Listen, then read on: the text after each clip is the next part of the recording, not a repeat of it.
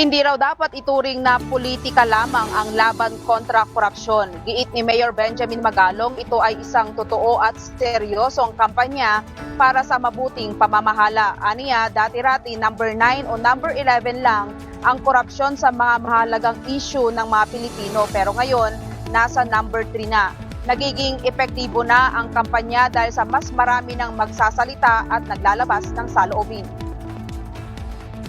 Ngayon, gusto nila akong tawagin. Tawagin na lang nila ako. Huwag na sila magdadaldal pa. Tawagin na lang nila ako dyan sa Kongreso. At doon na lang kami mag-usap at magkita. Hinihintay ko nga yung kanilang notice at yung kanilang summon. Iginiit ni Magalong na dapat siyang ituring na resource person, hindi akusado sa anumang pagdinig sa Kongreso. Mayroon siyang malawak na alam sa sistema ng mga pagdinig at gusto niya na diretsuhang usapan. Tawagin na lang nila ako. But they have to allow me to do my present. Kasi resource person naman ako doon. Hindi naman ako accused doon. Huwag nila akong tratuhin na accused ako doon. They have to treat me as a resource person. Besides, ilang beses naman na ako humarap dyan sa congressional hearing na yan. Alam ko na yung sistema nila dyan. Alam ko na rin yung pagka-standing nila dyan. Basta importante lang, diretsuhan lang usapan dyan. Ibinunyag din ni Magalong ang umano'y overpricing sa mga proyekto tulad na lamang ng rock knitting panel na aniya ay nagkakahalaga ng 25,000 per square meter, gayong ang totoo ay nasa 4,300 lamang. Hindi lang ito, kundi marami pang infra projects gaya ng flood control at sheet piles ang hinihinalang may daya sa presyo. Sa gitna ng kagustuhang mabigyan ng linaw ang mga kaso, handa ring pamunuan ni Mayor Magalong ang isang malawakang investigasyon. The contract alone at yung detailed unit price analysis, diyan mo na kaagad makikita. Ebidensya na yan, pero wala. Ayaw nilang tignan. At magkanta ka ng market survey. On the basis of that, makikita mo na kaagad. Prima facie, you can easily get it. Basta importante sa kanya, sila meron. Ako, gawin nila akong investigating unit. Ako maglilid ng investigation na yan. I'm willing to volunteer to be the head of the investigating body just sa flood control project. Basta iatas nila sa akin yung PNP at yung mga ibang investigative agency like NBI.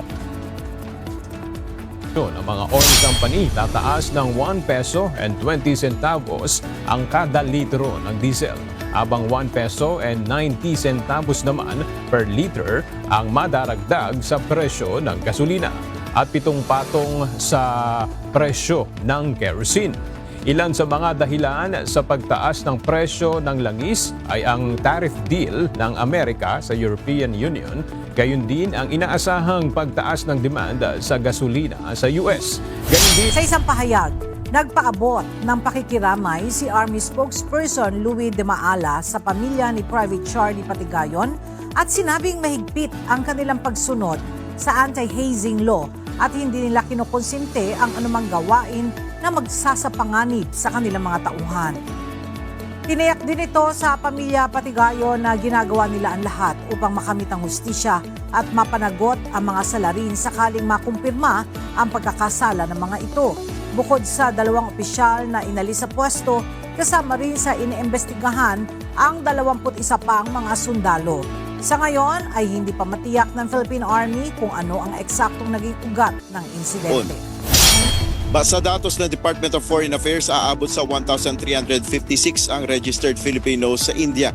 Sa pre-departure speech ng Pangulo, binigyan din niya ang halaga na mapalakas pa ang ugnayan ng dalawang bansa sa iba't ibang larangan. There is much potential for cooperation with India that will mutually benefit our peoples. We intend to explore this by charting a plan of cooperation across a broad spectrum of shared interests, from defense to trade, investment, health, pharmaceuticals, connectivity, agriculture, tourism, and many other areas. Naglabas ng pahayag ang Philippine Constitution Association o PhilConsa sa desisyon ng Korte Suprema na ideklarang unconstitutional ang impeachment case laban kay Vice President Sara Duterte. Pirmado ito ng chairman ng samahan na si former Chief Justice Reynato Puno. Ayon sa PhilConsa, kailangan ng matinding pagsusuri ang mga desisyon ng Korte Suprema na nakaaapekto sa hatian ng kapangyarihan ng pamahalaan. Dahil sa maliit na pagkakamali, maaaring magdulot ng malaking pinsala sa ligang batas. Hinikayat din ng grupo ang Korte Suprema na repasuhin ang mga basehan ng desisyon nito upang matiyak na nakabatay sa katotohanan. Una nang sinabi ng Kamara na nakabatay umano sa mga maling impormasyon ang desisyon ng Korte Suprema kaya maghahain ito ng motion for reconsideration sa Supreme Court. Si Attorney Francisco ay parte sa makasaysayang kaso na Francisco versus House of Representatives kaugnay ng inihaing impeachment complaint kay dating Chief Justice Hilario Davide noong 2003. Ayon kay Attorney Francisco, hindi totoo ang sinasabi ng mga kritiko o tumutuligsa sa hukuman na nagkaroon ng judicial overreach o lumagpas ang korte sa kapangyarihan nito. Paliwanag ni Attorney Francisco, ang alituntunin o rules ng House of Representatives ay saklaw ng kapangyarihan ng kataas-taasang hukuman kapag may nakitang paglabag sa konstitusyon. Alam natin na sa sitwasyong ito na kung saan merong grave abuse of discretion o mali o abuso ng pagpasya ng isang branch, isang sangay ng gobyerno, ang dapat na tumingin dyan ay ang Korte Suprema at ang dapat na maglabas ng alituntunin, magwasto ay ang Korte Suprema. Sa paniniwala ni Attorney Francisco, walang constitutional crisis kasunod ng desisyon ng Supreme Court bilang final arbiter sa kwestyong legal o pag-interpret ng batas. Sa huli, ang Supreme Court ang dapat na susundin at igalang. Ang ginawa ng hukuman tulad ng paglalabas ng panuntunan o requirement sa paghahain ng impeachment complaint ay pagwawasto lamang sa pagkakamalian niya ng Kamara. Ang ginawa lamang ng Supreme Court dito ay inilahad nila ng malinaw kung ano yung dapat gawin. At yan ay nasa karapatan, tungkulin at obligasyon ng Korte Suprema batay sa ating saligang batas.